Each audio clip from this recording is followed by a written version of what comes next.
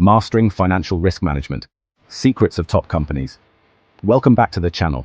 Today, we're diving into the crucial topic of financial risk management. Because let's be real, none of us want to lose our hard-earned money, right? Whether you're running a business or managing your own personal finances, understanding how to identify and mitigate risk is absolutely crucial for long-term success. We'll explore key strategies like diversification and insurance, and we'll even look at some companies that excel in managing their financial risks. Think Apple, Microsoft, Berkshire Hathaway. These guys are the heavyweights of risk management, and we can learn a lot from their playbooks. By the end of this video, you'll have a solid understanding of how to protect yourself from financial turmoil and make smarter decisions with your money. Don't put all your eggs in one basket. The power of diversification. All right, let's talk about one of the most fundamental principles of risk management: diversification. You've probably heard the saying, don't put all your eggs in one basket. Well, in the financial world, that's basically the golden rule. Think about it like this. If you invest all your money in one single stock and that stock crashes, you're toast. Game over. But if you spread your investments across different asset classes, stocks, bonds, real estate, maybe even some crypto, do your research first, you're creating a safety net.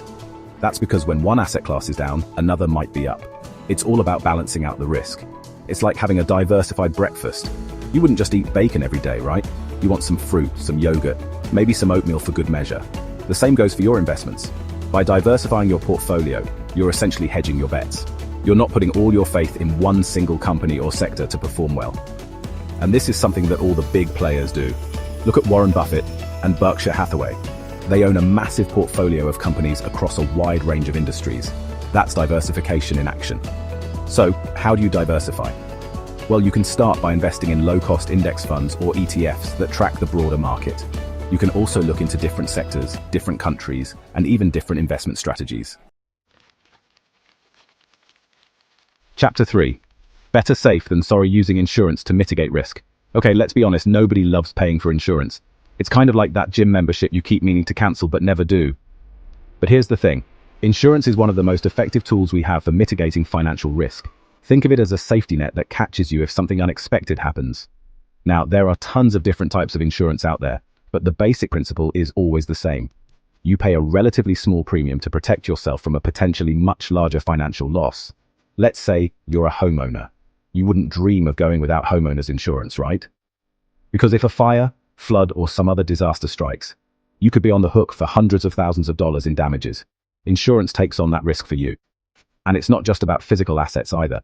Disability insurance, for example, protects your income in case you get sick or injured and can't work. Life insurance provides for your loved ones if something happens to you. Now, I know what you might be thinking. Graham, this is starting to sound expensive. And yet, insurance does cost money. But the peace of mind it provides, that's priceless. Plus, in the grand scheme of things, the premiums you pay are often a drop in the bucket compared to the potential financial ruin you're protecting yourself from. Chapter 4. Cash is king, why liquidity matters in uncertain times. Alright, let's talk about another crucial aspect of financial risk management: liquidity. In simple terms, liquidity refers to how easily you can access your money when you need it. And trust me, having access to cash when things get rough is absolutely essential. Think about it like this. You have a financial emergency, maybe you lose your job or have a medical bill you weren't expecting. You need cash and you need it fast. If your money is tied up in illiquid assets like real estate or a private business, it can be incredibly difficult to get your hands on it quickly. That's why it's so important to have a healthy emergency fund. This is your financial safety net, your rainy day fund, your oh crap money. You want to have at least 3 to 6 months worth of living expenses stashed away in a high-yield savings account or a money market account. And this is something that even the big companies prioritize. Apple, for example, has a massive cash hoard. They understand that having access to liquidity gives them the flexibility to weather economic storms, make strategic acquisitions, or even just buy back their own stock when the price is right. Remember, cash is king, especially when times get tough. Chapter 5. Learning from the best risk management in action. Alright, let's take a look at some real-world examples of companies that are absolutely killing it in the risk management department. First up, we have Apple. As I mentioned earlier, these guys are sitting on a mountain of cash. But it's not just about hoarding money. It's about having the financial flexibility to navigate uncertainty. They're constantly diversifying their product line, investing in research and development, and expanding into new markets. They're not afraid to take risks, but they're calculated risks, backed by solid financial planning. Next, let's talk about Microsoft. They've been a dominant force in the tech industry for decades, and a big part of their success comes down to their ability to adapt and evolve. They've successfully transitioned from a PC-centric company to a cloud computing powerhouse. They're constantly assessing their risk profile and making strategic decisions to stay ahead of the curve. And then there's Berkshire Hathaway, Warren Buffett's investment conglomerate. Their entire philosophy is built around risk management. They look for undervalued companies with strong fundamentals and a durable competitive advantage. They're long-term investors who aren't afraid to hold on to assets for years, even decades.